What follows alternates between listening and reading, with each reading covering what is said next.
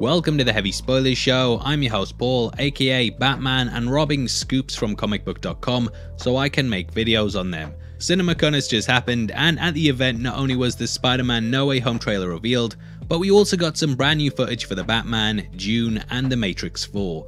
In case you don't know, Cinemacon is for industry insiders only, and it pretty much allows theatre chain members and the press to get their first look at upcoming films.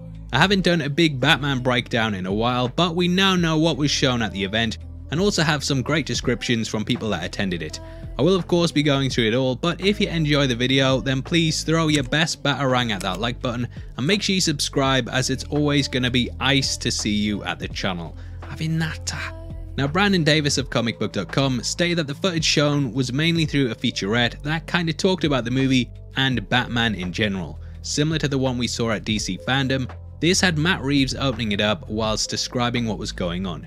He said that his take on Batman is something that's dark and grungy, and this is something that the first trailer definitely backed up. We of course had the music throughout it being played by Nirvana, a grunge band, so they are really going grungy with it. Also, did anyone else hear that the kid who was on the cover of the Nirvana album Nevermind is also suing the band for using his image? Should have known that kid would always be chasing the dollar, eh? Now, footage then lit up the screen, and Pattinson stated that Batman had been an iconic character that stood as one of the major figures of the 20th century. Lauren Huff from Entertainment Weekly said that when discussing the part, that he stated, "From the first conversation I had with Matt about it, I just knew there was something radically different here." We then got shots of him in the suit removing the cowl, with Reeves coming in to say that things would be completely different to what's come before. Reeves referenced the seminal graphic novel Year One by Frank Miller, and said that this is Batman in his early days, filled with rage and learning his ways. EW said that Reeves described the character as being very far from perfect. He very much wanted to enforce the point that Batman is very much a criminological experiment, which is a word that I've just learned now. Now, what it basically means is that Bruce is basically carrying this out to find out if it's possible to have a symbol that helps to change Gotham for the better. Films like Joker showed how people's minds and perceptions of what they live in could be altered with a figure to rally behind, and the Dark Knight trilogy was of course based on the idea that Batman could be a spearhead. This is why Bruce ended up passing things over to Harvey Dent, who we all know ended up being used as a lie in order to make it seem like Gotham had a White Knight, someone that people could be like. This eventually ended up leading to that lie being exposed, and thus Batman returned as a symbol once more after his courageous sacrifice at the end of The Dark Knight Rises. Spoiler alert, he's not dead. Now, unlike the Dark Knight trilogy, Reeves said that Bruce realizes that Batman isn't really having the effects that he should. Criminals aren't running scared, and terror in fact escalates in the area when murders start to happen, which we know are carried out by the Riddler. This opens up a whole world of corruption Bruce is completely unaware of, and it's even possible that the Waynes are tied to it. The trailer of course ended with the Riddler taunting Bruce that he was linked to it too, and from what I've heard on the film, the Waynes aren't the way that they've been portrayed as in the past. The twist of them being bad is something that's appeared in a lot of modern takes, from the Telltale games to the Joker. According to what I've been told, they're going to be shown as basically politicians that starve the people of Gotham in order to line their pockets.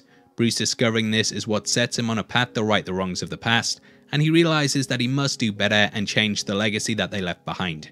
According to Huff, Reeves said it's a detective story that's incredibly personal, so this idea of the Waynes being involved does make a lot of sense. From what I've heard on people close to the film, the Riddler will very much be an outcast in Gotham that has decided to clean up the corruption within it, and this is why he's carrying out high-profile murders on people like the Mayor and DA. This is something that we saw in Batman Earth 1 Volume 2, and the Riddler was sort of an anti-hero who was committing crimes for the greater good of Gotham. Now, over the top of this, we could catch Batman mercilessly beating people up in a dark prison set with a shining red light over the top of it. I absolutely love this idea of Batman being very unhinged, and from the first look it seemed like the character was very much obsessed with being in this persona. In prior Batman movies, we've had a lot of balance between the Bruce Wayne and Batman personalities, but here it seems like he's just completely focused on being the Dark Knight. We have seen something similar in not only the Earth 1 storyline, but also in the new 52 run by Scott Snyder. Both were filled with B-Boy pretty much casting Bruce to the side so that he could focus solely on being Batman. However, by the end of the work, he realized how important it was to have balance so that people would stop asking questions, and also that he had a way to infiltrate the Gotham elite through other means. Most importantly, it was just great for his mental health, and instead of hanging around in a cave all day or running on rooftops at night, he did have an outlet. Now, it has been said that the film will focus heavily on Batman's mental health, and that it won't paint him out as some amazing hero. Instead, he will be conflicted, and though he's pretty much, a good guy, from what I've been told, there'll also be a strong argument that he's a complete psychopath. This was of course reflected in his most famous villain, the Joker, and his solo movie.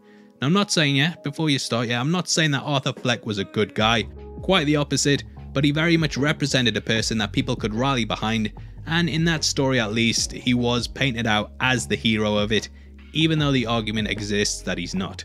Which, again, I'm not saying Arthur is a good guy. Stop the hashtag heavy spoilers is over party. Now, from here on, we apparently got several explosions, police officers, and chaos spilling out into Gotham. Pattinson said he's really working out his rage, and that all the fights are personal. According to what was shown, we could catch him brutally beating people with numerous weapons, including pipes, and he smashed their heads in like you should smash that like button. Go on, do it. Now, this was all pretty much shown in the first trailer, but Cinemacon did drop an exclusive look at Alfred, who Davis described as a classy looking gentleman wearing a vest over his shirt.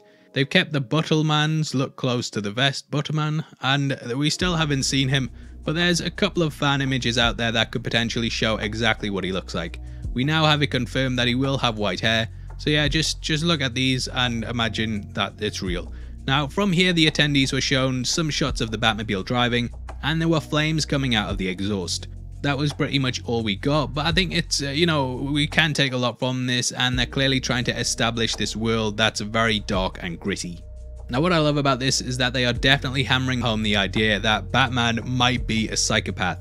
He's going to be completely different to what we've seen before, and this will probably be the darkest take that we've ever had.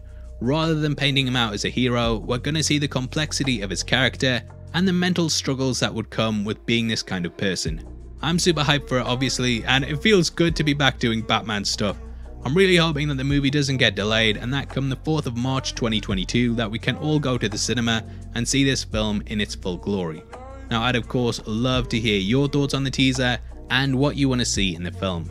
Make sure you comment below and let me know, and just to let you know, we're running a competition right now and giving away 3 MCU box sets on the 30th of August. All you have to do to be in with a chance of winning is like the video, make sure you subscribe with notifications on, and drop a comment below with your thoughts on the footage description. We pick the comments at random at the end of the month, and the winners of the last one are on screen right now, so if that's you, then message me on Twitter at Heavy Spoilers. If you want something else to watch, then make sure you check out our breakdown of the Spider-Man No Way Home trailer, which will be linked on screen right now. It was trending at number 2 in the world. I couldn't believe it, and I just want to thank you guys for all the support and for listening to me drone on about the tiny, most minuscule things in a comic book movie. I really appreciate it, and if not, then thank you for sitting through this video. I've been Paul, you've been the best, and I'll see you next time. Take care, peace.